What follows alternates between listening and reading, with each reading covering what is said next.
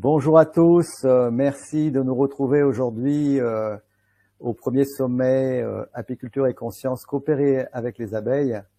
Et aujourd'hui, j'ai la joie de recevoir Rosa Maria. Bonjour Rosa Maria. Bonjour. Voilà, donc tu as un parcours professionnel en recherche médicale et également en écologie de la faune sauvage et comme vétérinaire apicole. Et donc, tu as pu lier les aspects de santé humaine, animale et celle de l'environnement. C'est ça, oui. Voilà, tu es également cofondatrice de plusieurs associations. La première, c'est Wild Bees Project et la seconde, c'est Honeybee Watch, des associations qui étudient et préservent les abeilles sauvages. Donc, un vaste programme et de multiples compétences. Et donc, avant de commencer notre entretien, est-ce que tu pourrais nous dire en quoi participer à cet événement fait-il du sens pour toi? Cet événement qui est vraiment axé non pas sur la pratique technique apicole, mais vraiment sur la relation de lien, de coopération. D'accord. Bon, mais merci d'abord pour cette invitation que j'ai acceptée avec plaisir.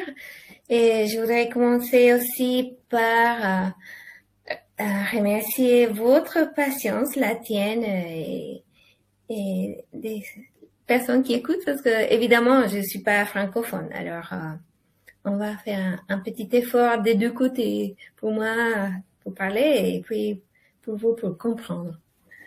Oui. Alors pourquoi ça fait du sens pour moi cette conférence?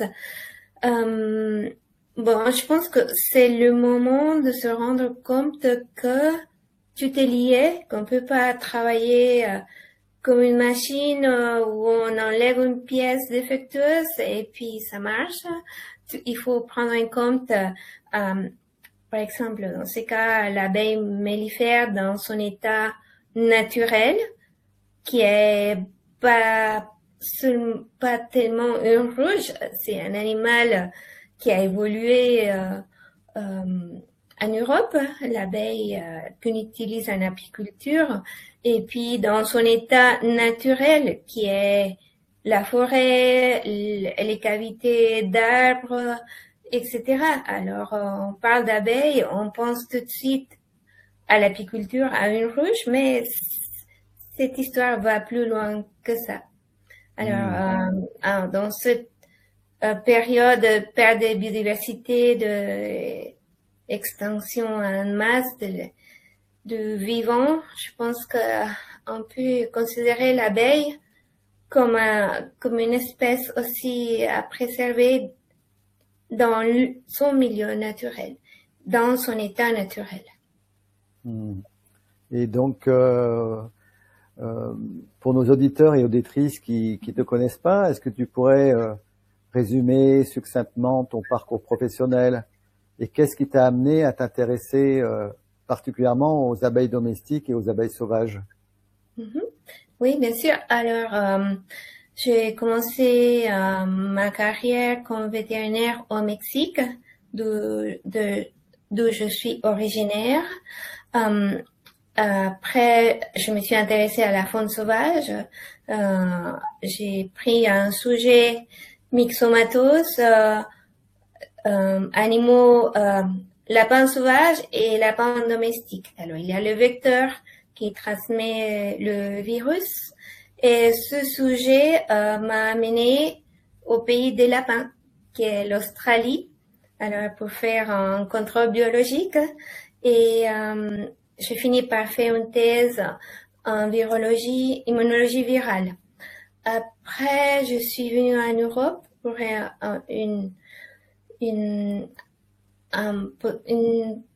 un stage postdoctoral à Berlin. C'était les maladies auto-immunes, les scléroses en plaques. Et là, je me suis rendu compte que les symptômes étaient soulagés par le venin d'abeille. Alors, ça m'a réveillé l'intérêt des abeilles et bien sûr, avec la formation vétérinaire liée à la recherche, j'ai fait un stage en apithérapie qui m'a vraiment fascinée et mais je me demandais si on utilise les produits de la ruche pour soigner les humains, les chevaux, etc., dans le milieu médical et vétérinaire. Et on parlait déjà beaucoup de colony collapse disorder, la perte massive des abeilles. Alors j'ai dit, mais qui soigne les abeilles? Il faut commencer pour avoir des abeilles saines pour faire l'apithérapie. Et après, en France, j'ai appris qu'il y avait une formation, une spécialisation pour les vétérinaires en apiculture, apidologie. Alors, je fais ça en Iris et c'est là où la fascination ne s'est jamais arrêtée. Mais surtout là, j'ai appris beaucoup de choses. Et oui, c'est la passion qui t'a piqué en quelque sorte. C'est ça, oui. Et oui, tu as étudié aussi l'interdépendance qu'il y a entre les animaux domestiques, les animaux sauvages, comment l'homme a cohabité avec les animaux au fil de l'histoire. Est-ce que tu peux nous parler un peu de cette dépendance entre l'homme et l'abeille au fil de l'humanité, Apis mellifera et puis l'humain? Est-ce qu'elle est dans les grandes lignes un petit peu pour essayer de comprendre en fait ce statut qu'a l'abeille entre est-ce que l'abeille est un animal domestiqué ou est-ce que c'est un animal sauvage encore, puisqu'en fonction de son statut, il y a peut-être des choses particulières à prendre en compte? Oui, alors je me rappelle un colloque CNRS à Paris où on parlait de l'interdépendance abeille-être humain.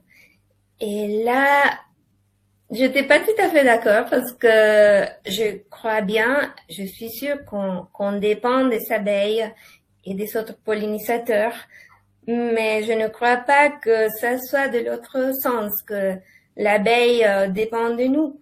Peut-être actuellement parce que l'habitat est tellement impacté que il faut donner des cavités. Il y a plus d'arbres avec un diamètre important pour avoir des cavités pour que les abeilles se logent. Alors il faut donner une cavité, il faut nourrir parce que il n'y a pas assez des prairies sauvages, la monoculture, tous ces facteurs qui affectent les abeilles. Alors on a créé cette interdépendance, mais dans l'état naturel, l'abeille ne dépend de nous, je ne crois pas. La grande difficulté, c'est que actuellement, l'apiculture et les abeilles, qu'elles soient sauvages ou domestiques, sont confrontées à des défis, perte d'habitat, réchauffement climatique, diminution des ressources, de la diversité en quantité, en qualité. Et voilà. Et donc, au fil des millénaires, l'abeille a trouvé en fait une forme de sélection naturelle s'est appliquée à l'abeille. Est-ce que cette sélection, elle est encore possible actuellement compte tenu des défis auxquels elle est confrontée? Oui, bien sûr, l'abeille, c'est un animal qui évolue très rapidement, qui s'adapte très rapidement. Il y a un article qui parle de ça par l'équipe de Tom Seeley. Alors, elle s'adapte très bien, elle est très résiliente. Et je crois que si elle avait les conditions dans l'écosystème appropriées, elle pourrait gérer les maladies, les parasites, les prédateurs, le réchauffement climatique, parce que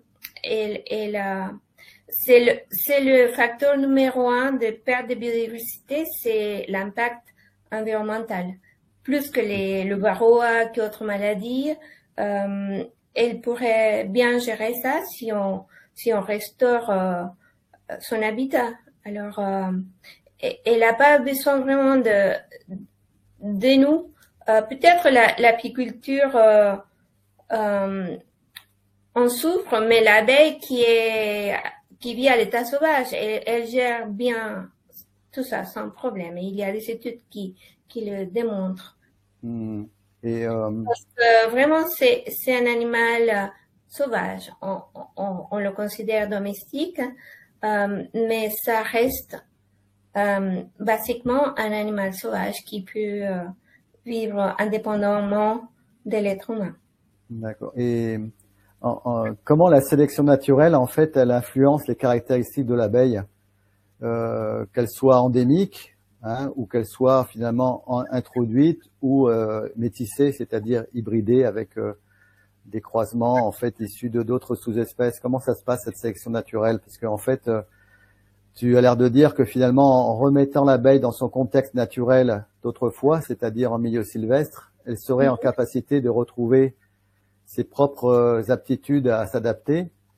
Or, l'environnement est quand même très très dégradé. Est-ce que la seule sélection naturelle est possible, ou est-ce que les compétences de l'homme peuvent être vraiment indispensables pour l'accompagner dans cette transition que nous vivons tous? Je crois qu'elle peut se gérer seule. Et on a beaucoup fait, peut-être un peu trop. Et la sélection naturelle, elle est essentielle pour qu'elle continue. Elle est très dure, elle est impitoyable, mais si une colonie passe un hiver, 2 hivers toute seule, elle a développé les compétences nécessaires et pour s'adapter. C'est un animal qui résiste, qui gère tout ça. Oui, il faut restaurer son habitat, mais même le règlement climatique et les hautement thermotolérantes, pas seulement le réchauffement, mais aussi le froid. C'est une espèce qui a passé de glaciation. Il y a des abeilles qui habitent, par exemple, à côté d'un volcan. C'est une espèce solitaire, mais bon, c'est le même origine. Toutes les abeilles ont origine en commun et elles gèrent bien même des prédateurs, le frelon asiatique avec la chaleur. Alors, je pense qu'elles sont bien plus résiliente et tolérante que notre propre espèce. Et je pense qu'elle va continuer. D'accord. Et quels sont les principaux arguments que tu mettrais en avant pour définir le statut de l'abeille Apis mellifera? Est-ce que c'est un statut d'abeille domestique, d'abeille sauvage, notamment dans cet aspect de sélection naturelle? On voit aussi que l'homme intervient dans la sélection pour essayer de mettre en place, par le jeu de la génétique, finalement, de pouvoir mettre en avant certains gènes et certaines caractéristiques. Comment toi tu vois cette approche domestique, sauvage, ou entre les deux? Oui, alors il y a une espèce d'ambiguïté là, parce que biologiquement parlant, comme j'ai déjà mentionné, c'est une espèce sauvage qui n'a rien changé pour s'adapter à l'être humain, qui ne peut pas survivre en captivité comme tout autre animal domestique. Et pour le côté domestique, c'est seulement l'aspect législatif. Elle est gérée par le ministère de l'Agriculture, quand c'est une espèce qui existe même avant l'être humain dans cette géographie naturelle de l'abeille qu'on utilise surtout en apiculture, mais c'est son milieu naturel et il existe encore. Il y a quelques colonies qui ont été bien repérées et qu'on voit qu'elle survit plusieurs années à cet état sauvage. Alors, elle est les deux. Légalement parlant, c'est domestique. Biologiquement parlant, c'est sauvage. Et en quoi cette ambiguïté, elle pose quand même des difficultés, notamment pour la sauvegarde, hein. On parlera tout à l'heure peut-être des actions qui visent à conserver en fait les abeilles sauvages et aussi les abeilles domestiques, hein, sous forme de réserve ou de conservatoire en fait de sous-espèces Apis mellifera. Pourquoi ce statut ambigu domestique et sauvage pose des difficultés pour sa protection quelque part? Alors, l'abeille à l'état sauvage est très difficile de protéger parce que on la considère pas sauvage. Alors, on connaît pas non plus sa démographie, où elle existe, combien de colonies existent dans cet État. Et les conservateurs ne veulent pas savoir de l'abeille mellifère parce qu'on la considère domestique. Alors, c'est difficile de la protéger si légalement c'est un animal domestique. Alors, c'est très difficile qu'elle rentre dans les programmes de conservation comme n'importe quel autre animal sauvage, le lynx ou etc., tout autre animal sauvage. Elle devrait avoir le même statut, mais c'est presque impossible de la mettre au même titre que des autres animaux menacés d'extinction. Et est-ce que tu sais est-ce que dans d'autres pays d'Europe ou dans le monde, Apis mellifera a obtenu un statut, qu'il soit domestique ou sauvage, et par là même finalement une protection particulière?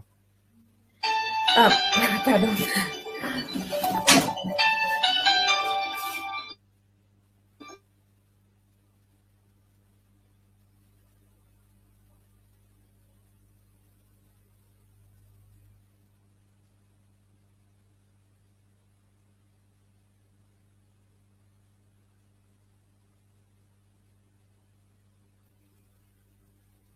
Oui, donc je te posais la question, donc en quoi est-ce que dans des pays d'Europe ou dans le monde, est-ce que certains pays ont obtenu une protection particulière d'Apis mellifera en tant qu'abeille domestique ou abeille sauvage? Est-ce que tu sais s'il y a quelque chose qui a évolué à ce niveau-là sur ce sujet? Oui, on a 3 régions. Il y a Malta, il y a la Corse, il y a Slovénie où les abeilles endémiques sont protégées. Et c'est là où on a fait des études et on a vu que les abeilles endémiques sont plus résilientes, qui tolèrent mieux varroa et autres maladies. Alors il faut les protéger pas seulement parce que c'est un patrimoine génétique important, mais aussi parce qu'elles survivent mieux que les abeilles introduites, que les abeilles qu'on utilise pour l'apiculture, disons Buckfast, qui pour moi est la seule abeille domestique. Alors en Slovénie, par exemple, c'est absolument interdit d'utiliser une autre souche par Carnica. Alors toutes les abeilles qui sont dans la forêt ou dans les ruches sont les mêmes. Et alors s'il y a cet échange, ça ne pose pas de problème. C'est la résilience de l'abeille à l'état sauvage qui va être partagée avec les ruches, et ça va faire un bénéfice finalement pour l'apiculture, et il n'y a pas de risque de pollution génétique, par exemple. Et donc, du coup, en quoi les populations d'abeilles mellifères sauvages sont essentielles en fait pour la survie d'Apis mellifera et la préservation de l'écosystème? Pourquoi cet engouement finalement à retrouver cette sous-espèce Apis mellifera et de la réintroduire en milieu sauvage? Pourquoi c'est si important? Parce que elle pourrait être une source de résilience. Il y a beaucoup de pertes, ça continue à augmenter. On n'a pas amélioré ce 30% en moyenne de pertes annuelles dans l'apiculture. Et si cette abeille, elle survit mieux, elle pourrait être une bonne source d'abeilles résilientes pour l'apiculture aussi. Peut-être il y aura moins de miel, mais les abeilles pourraient survivre mieux si on les utilise en apiculture. Ces abeilles qui vivent à l'état sauvage, par exemple. Oui, donc en quoi finalement le fait qu'il y a un retour des abeilles Apis mellifera dans leur milieu sauvage, dans leur milieu naturel, en quoi ça contribue finalement à renforcer leur résilience et à maintenir finalement le potentiel d'adaptation qu'elles ont? Alors, c'est la sélection naturelle qui est impitoyable. Elle va pas permettre une abeille qui est faible, qui ne tolère pas les conditions climatiques ou etc. Alors, tout ce qui résiste, on peut, pourquoi pas, utiliser en apiculture et on a une abeille plus saine. Et en plus, c'est pas seulement pour l'apiculture, pour la production des denrées alimentaires, c'est aussi ce grand service des pollinisations qui est même plus important que la production de miel. Alors, elle va servir l'agriculture pour la pollinisation, mais aussi les milieux naturels, la biodiversité florale, partout. Agriculture ou zone sauvage.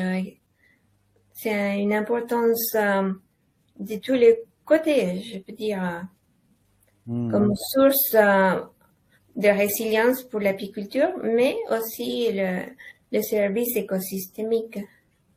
Oui, mais moi j'avais une question aussi. Comme l'environnement est fortement dégradé en termes de ressources, en termes de pesticides, en termes de ressources qualitatives pour les abeilles au sens large. Est-ce que les réintroduire au milieu sauvage sans véritablement reconstituer ce milieu, est-ce que c'est pas finalement cause perdue, puisque si l'abeille ne trouve pas en milieu sauvage ses propres ressources parce qu'elle manque naturellement, est-ce que le fait d'accepter des pertes qui peuvent être très importantes pour permettre seules aux abeilles de s'adapter, est-ce que l'homme n'a pas un rôle justement pour accompagner cette transition? Alors, on a tous ces parcs régionaux, réserves naturelles. On pourrait commencer par faciliter leur prolifération. Là, s'il n'y a pas assez d'arbres avec des cavités pour qu'elles puissent faire leur nid, on pourrait installer des nichoirs, par exemple. Et là, elles pourraient subsister dans ces milieux. Commencer par cette activité de installation de nichoirs dans les milieux naturels protégés. Je pense que c'est déjà une bonne initiative. Est-ce que tu connais des projets en fait qui ont été mis en place justement de réensauvagement de l'abeille dans son milieu naturel sylvestre? Est-ce que tu connais des initiatives, des projets, et quels sont les premiers résultats s'il y en a? Oui, il y a actuellement un projet assez important en Irlande. C'est, je me rappelle pas l'université, mais c'est l'objectif réensauvagement de l'abeille noire qui existe, oui, à un bon niveau. Et alors on collecte des données dans plusieurs pays. C'est cette initiative que prolifère. En France, on a le travail de Vincent Albouy par le OPIE. C'est pour commencer un travail démographique, mais ça va, on espère, donner des résultats à toutes ces initiatives pour la IUCN, Union internationale de la conservation de la nature, qui a le statut de l'abeille Apis mellifera comme données insuffisantes. Alors peut-être on aura assez de données et on aura assez d'éléments pour vraiment essayer de protéger cette espèce à l'état sauvage, dans ce milieu naturel, dans son aire de distribution ici en Europe. D'accord. Et est-ce que tu pourrais nous parler un petit peu des deux associations dont tu es la cofondatrice? Donc la première, c'est Wild Bees Project. Est-ce que tu pourrais nous dire un petit peu qu'est-ce que c'est que cette association? Quels sont ses objectifs, ses actions et sur quoi vous travaillez actuellement? Oui. Alors, cette association a commencé avec une discussion avec les gens de la Réserve naturelle nationale de la Haute-Seine du Jura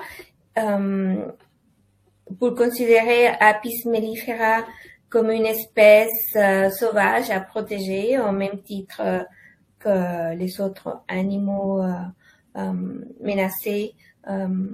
Et on a eu, oui, une bonne réponse. Et après, on a vu que il faut mettre cette abeille Apis mellifera au même niveau d'importance que les bourdons, que les abeilles non mellifères. Alors, on a mis toutes les abeilles à l'état sauvage dans un paquet. Les abeilles mellifères, les non mellifères, les solitaires, les sociales, parce qu'on voit que en apiculture, on veut ignorer l'abeille solitaire, qui est aussi importante. Mais oui, on prend l'abeille mellifère comme la plus importante et c'est une espèce de 1000 abeilles en France. Et après, les naturalistes ignorent l'abeille mellifère parce qu'elle est considérée domestique. Alors, on essaie de harmoniser ces deux groupes d'abeilles mellifères et non mellifères. On fait beaucoup de travail de sensibilisation dans les écoles, on fait des conférences, différentes manifestations. On est dans la région du pays de Gex, dans l'Ain. Alors, c'est à la frontière avec la Suisse, avec Genève. Alors, c'est un projet binational qui avance bien. Alors, on est une équipe de 7 personnes et on travaille avec beaucoup d'enthousiasme. D'accord. Et pour cette deuxième association dont tu es cofondatrice, donc Honeybees Watch, elle consiste en quoi cette association, cette organisation? Oui, c'est une initiative liée au groupement Colos. Colos, c'est le groupement, c'est une association des scientifiques pour l'étude de l'apidologie, de l'apiculture à niveau international. Cette association a une, comment on dit, task force survivors qui étudie les abeilles qui survivent dans les rochers sans traitement. Alors, elles survivent sans traitement, c'est les survivors. Mais limitées aux rochers. Alors, on a fait une sous-groupe qui est pour l'étude des abeilles qui survivent sans traitement, mais dans le milieu naturel. Et cette initiative a commencé, oui, en Suisse, mais après, c'est étalé dans plusieurs pays au monde. Il y a même une application où on va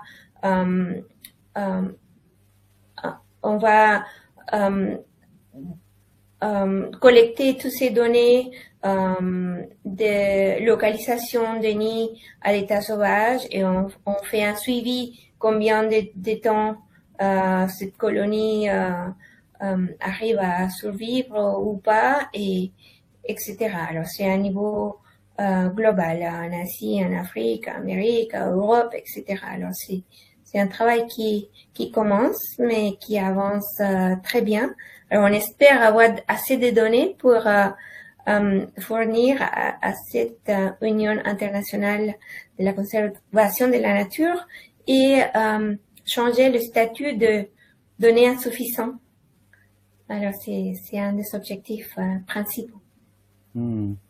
Merci pour ces précisions et j'aimerais revenir peut-être sur quelque chose dont on n'a pas beaucoup parlé, c'est quels sont vraiment les défis auxquels sont confrontées les abeilles, qu'elles soient domestiques ou sauvages ou non mellifères.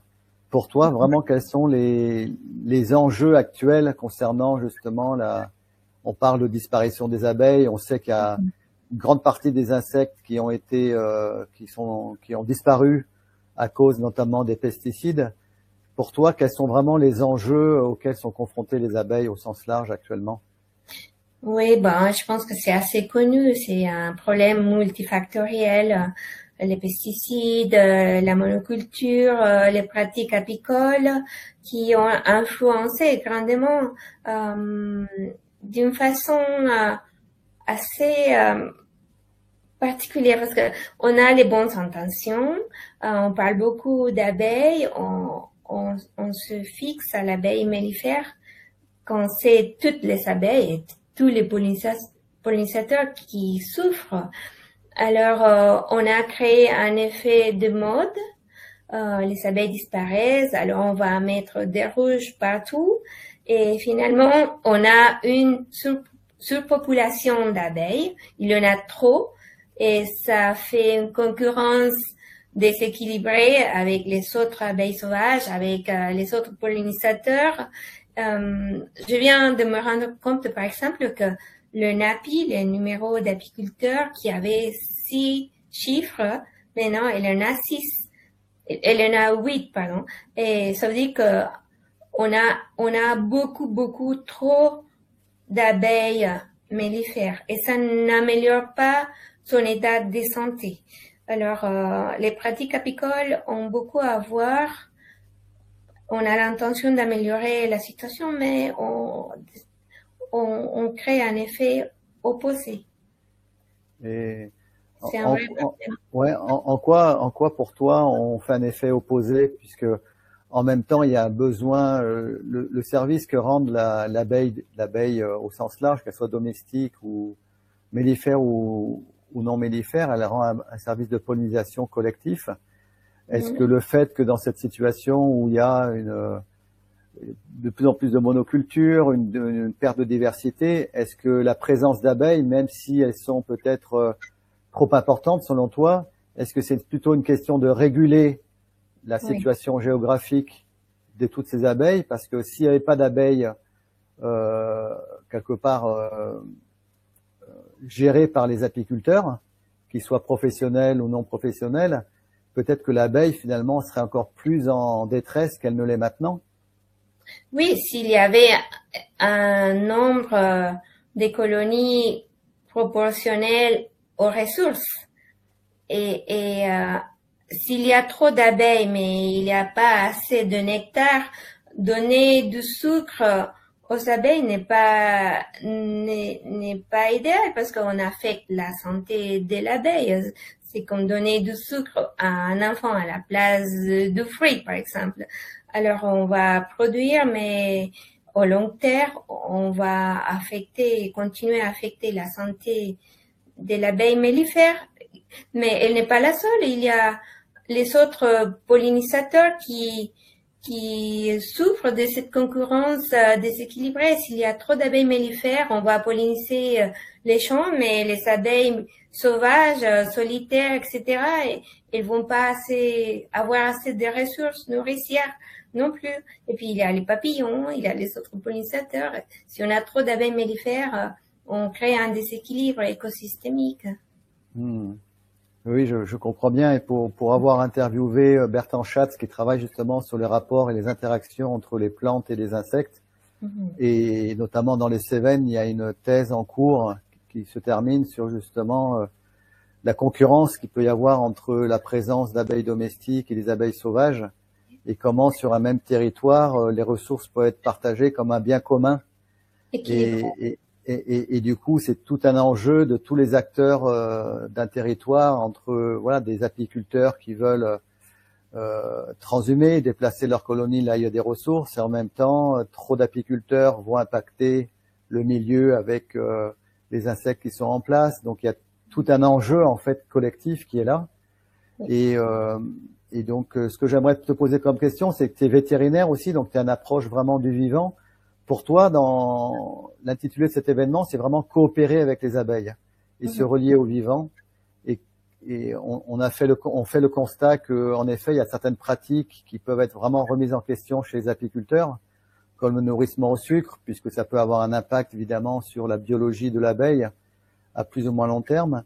Mais pour toi, coopérer dans une relation éthique avec l'abeille, ça serait quoi pour toi l'idéal? C'est l'ensemble, c'est à la place de seulement donner du sucre pour résoudre cette situation de nourrissement, c'est aussi planter des mellifères, restaurer, ensauvager le milieu naturel, les plantes endémiques, ça serait idéal.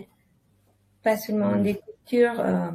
Donc, je te posais la question sur justement sur ce rapport entre la dimension économique de l'apiculture et cette dimension éthique de respect de l'abeille. Est-ce que les deux sont possibles et si oui, de quelle manière? Je pense qu'une apiculture durable à une échelle plus petite, c'est la réponse. Je vois très difficilement conserver une apiculture intensive où on a des centaines de ruches dans un emplacement réduit. Je ne crois pas que ce soit durable.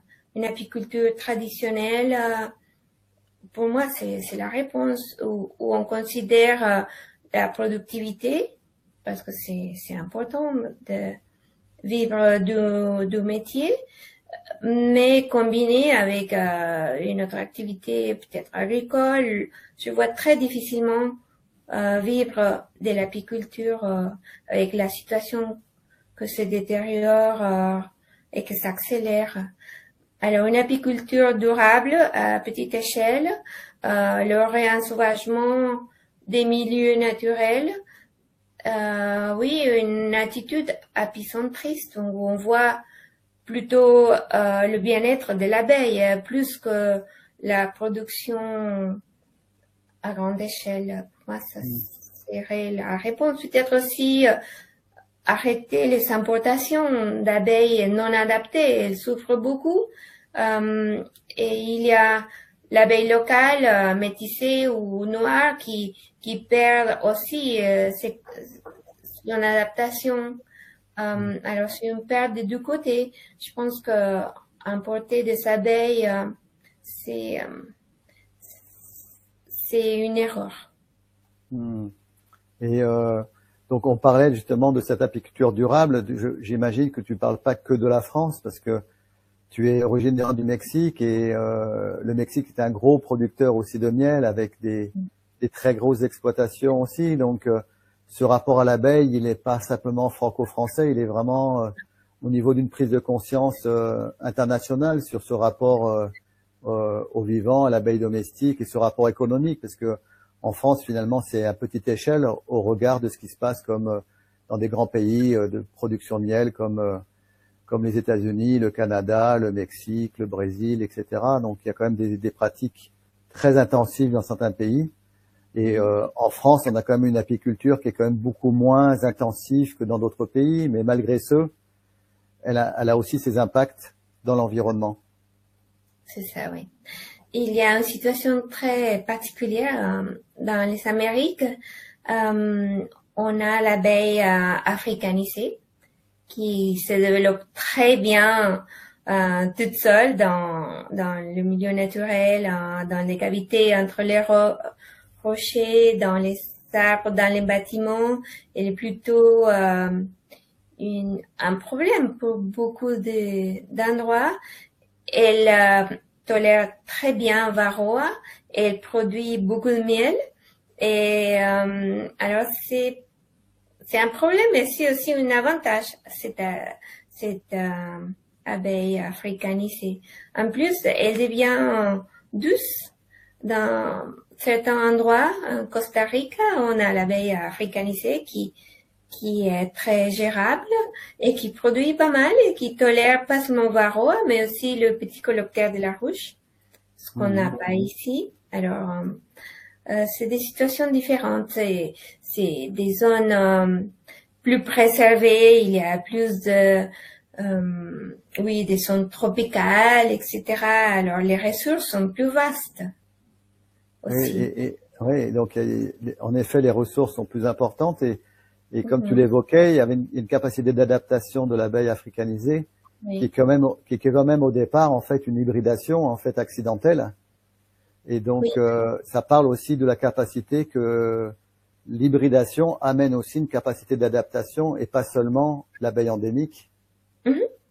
Oui, c'est les vigores hybrides, on peut dire. Et aussi, à part cette hybridation qui la rend plus forte et les ressources plus vastes, dans ces pays qui ne sont pas aussi développés que dans l'hémisphère nord, les États-Unis, l'Europe, il y a moins d'impact environnemental, moins de pesticides, etc. Parce qu'on a moins de ressources. Tu vois, à Cuba, on n'avait pas les produits phytopharmaceutiques pour l'apiculture ou autres, et les abeilles produisent d'une façon très intense. On produit en quantité et en qualité, et sans les produits acaricides. Et là, tu vois que c'est une solution, mais aussi c'est un problème, ces acaricides à long terme. Oui. Et peut-être pour conclure un petit peu notre entretien, qu'est-ce que tu aimerais dire à ceux qui nous écoutent vis-à-vis de justement à la fois de ce statut abeille domestique, abeille sauvage, les apicultrices, apiculteurs qui vont nous écouter, comment tu vois l'évolution de cette relation avec l'abeille dans les années à venir, ou qu'est-ce qu'il faudrait vraiment faire pour pouvoir vraiment enrayer ce processus auquel on assiste? Tu parlais d'un rôle éducatif important aussi. Oui. Alors, pensez que l'abeille n'est pas synonyme d'apiculture. L'abeille est plus que ça. C'est une espèce, comme je dis, parmi 1000 en France, parmi 22 000 dans le monde. Et c'est une espèce sauvage qui peut être, dans les rouges, mais elle prolifère aussi à l'état sauvage sans notre intervention qui est plutôt délétère, je dirais. Alors, réensauvager en général le jardin, protéger la nature sauvage, pas seulement les abeilles, pas se focaliser à une espèce ou un endroit, mais je pense qu'en général, c'est une période critique de perte de biodiversité. Alors tout ce qui est sauvage, il faut les protéger. Très bien. Je te remercie, Rosa Maria, pour ta contribution à cet événement. Et puis, si tu es disponible, peut-être que à l'occasion de la diffusion de cet événement fin novembre, début décembre, il y aura des lives. Et donc, tu es bien entendu invité à participer si tu es disponible pour apporter ta contribution à ce moment-là et peut-être répondre aussi aux questions de nos auditrices, auditeurs qui seront présents. Donc, en attendant, je te remercie pour ta participation et je te dis à très bientôt. Merci beaucoup et à bientôt. Au revoir. Au revoir.